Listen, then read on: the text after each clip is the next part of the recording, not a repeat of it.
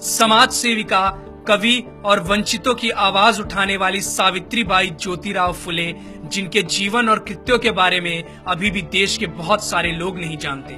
यहाँ तक कि बहुत सारी महिलाएं भी इस बात से अनजान हैं कि अगर वे आज शिक्षित हैं, रोजगार के योग्य हैं, तो वो आखिर किसके प्रयासों के चलते हैं। सावित्रीबाई फुले का जन्म 3 जनवरी 1831 को पुणे से 50 किलोमीटर दूर पुणे के नैगांव में हुआ था।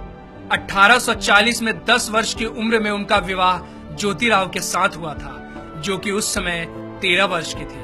उन्होंने एक बालक को गोद लिया था, जिसका नाम उन्होंने यशवंत रखा। ज्योतिराव ने अपनी पत्नी को घर पर ही पढ़ाया और उन्हें शिक्षिका के तौर पर प्रशिक्षित किया। बॉम्बे गार्जियन के 22 नवंबर 1851 में प्रकाशित एक खबर के अनुसार उनकी आगे की शिक्षा की जिम्मेदारी ज्योतिराव के मित्र सखाराम यशवंत परांजपे और केशव शिवराम भावलकर ने संभाली। सावित्रीबाई फुले भारत की पहली महिला अध्यापिका थी। घर की देहरी लांघकर बाहर पढ़ाने जाने के उनके इस कदम से आधुनिक भारतीय महिला के सार्वजनिक जीवन का प्रारंभ होता है।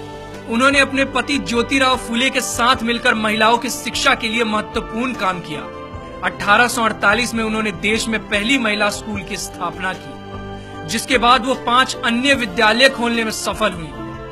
5 फरवरी 1852 के एक आवेदन पत्र के अनुसार लड़कियों के लिए पहले 3 स्कूल 3 जुलाई 1851, 17 नवंबर 1851 और 15 मार्च 1852 चिपलू नकरवादा, रास्तापेट और वेडलपेट क्रमशः शुरू किए गए। सावित्रीबाई फुले इनमें से सबसे पहले स्थापित स्कूल की प्रधानाध्यापिका थी। एक ऐसी महिला जिन्होंने 19वीं सदी में छुआछूत, बाल विवाह तथा विधवा विवाह निषेध जैसी कुरीतियों के विरुद्ध काम किया, उसे हिंदुस्तान ने भुला दिया। क्योंकि उनका जन्म एक दलित परिवार में हुआ था, उन्होंने भारत में नारी शिक्षा के लिए महत्वपूर्ण योगदान दिया। भारत में सावित्रीबाई और उनके पति दोनों ने मिलकर शूद्र एवं स्त्री शिक्षा आरंभ कर नए युग की नींव रखी।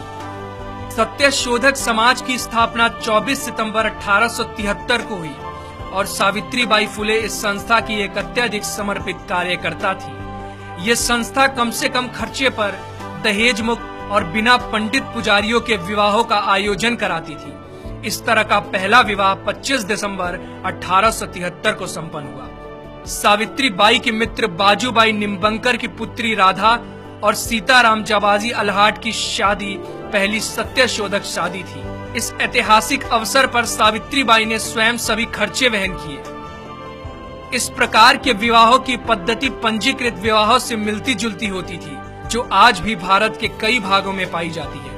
पूरे देश के पुजारियों ने इन विवाहों का विरोध किया और वे इस मुद्दे को लेकर कोर्ट में भी गए। फूले दंपत्ति को कठोर परेशानियों का सामना करना पड़ा, किंतु इससे वे अपने पद से विचलित नहीं हुए। 4 फरवरी 1889 को उन्होंने अपने दत्तक पुत्र की शादी इसी पद्धति से की। यह विवाह आधुनिक भारत में पहला अंतरजातीय विवाह था। सावित्रीबाई पूरे देश की महानायिका हैं। जब सावित्रीबाई कन्याओं को पढ़ाने के लिए जाती थी, तो रास्ते में लोग उन पर गंदगी, कीचड़, गोबर, विष्ठा तक फेंका करते थे, जिसके कारण वो एक साड़ी अपने थैले में लेकर चलती थी और स्कूल पहुंचकर गंदी हुई साड़ी को बदल लेती थी। महात्मा ज्योतिबा फुले की मृत्यु सन 1890 में हुई। तब सावित्रीबाई ने उनके अधूरे कार्यों को पूरा करने के लिए संकल्प लिया। अगले साल 1857 में प्लेग की भयंकर महामारी फैल गई।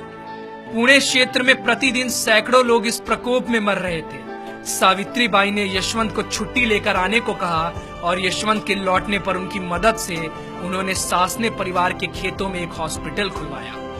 वे बीमार लोगों के पास जाती और खुद ही उनको हॉस्पिटल तक लेकर आती। हालांकि वो जानती थी कि एक संक्रामक बीमारी है, फिर भी उन्होंने बीमार लोगों की सेवा और देखभाल करना जारी रखा। जैसे ही उनको पता चला कि मुंदवा गांव के बाहर महारों की बस्ती में पांडुरंग बाबाजी गायकवाड़ का पुत्र प्लेग से पीड़ित हो गया है, वो वहां गई और बीमार बच्चे को पीठ पर लादकर हॉस्पिटल लेकर दौड़ी। इस प्रक्रिया में यह महामारी उनको भी लग गई और 10 मार्च 1897 को रात 9 बजे आखिरकार उनकी सांसें हमेशा के लिए थम गई। दीनबंधु ने उनके मृत्यु की खबर को बड़े ही दुख के साथ प्रकाशित किया। जो लोग पीठ पर अपने पुत्र को बांधकर दुश्मन से लड़ती हुई लक्ष्मीबाई की बहादुरी का गुणगान करते हैं, उन्होंने इस महिला की बहादुरी को पूरी तरह से नजरअंदाज कर दिया है, जिसने अपनी पीठ पर लादकर एक बीमार बच्चे को बचाया। उनका पूरा जीवन समाज में वंचित तबके, खासकर महिलाओं और दलितों के अधिकारों के लिए संघर्ष में बीता। उनकी एक बहुत ही प्रसिद्ध कविता है जिसमें वो सबको पढ़ने लिखने की प्रेरणा देकर जाति तोड़ने की बात करती है। जाओ जाकर पढ़ो लिखो, बनो आत्मनिर्भर, बनो मेहनती, काम करो ज्ञान और धन इकट्ठा करो। ज्ञान के बिना सब खो जाता है, ज्ञान के बिना हम जानवर बन जाते हैं। इसलिए खाली ना बैठो, जाओ जाकर शिक्षा लो। तुम्हारे पास सीखने का सुनहरा मौका है, इसलिए सीखो और जाति के बंधन को तोड़ो।